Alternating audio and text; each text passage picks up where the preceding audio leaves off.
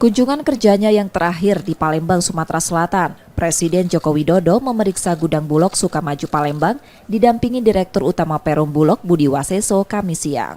Selain memeriksa stok beras di gudang tersebut, Jokowi juga memberikan bantuan non-tunai berupa beras 10 kg pada warga program Keluarga Harapan.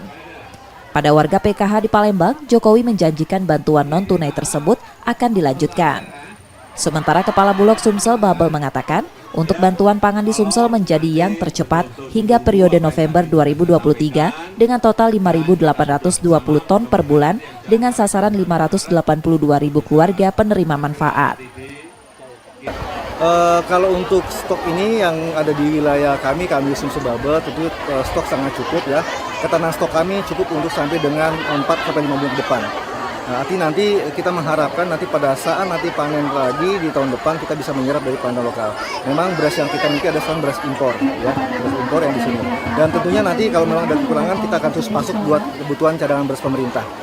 Salah satu tadi untuk bantuan pangan, untuk penyaluran beras SPHP, bencana alam dan lain-lain. Stok beras di gudang Bulog Sumsel Babel mencapai 23.200 ton, mencukupi untuk 4-5 bulan ke depan. Tim Liputan, Kompas TV, Palembang, Sumatera Selatan.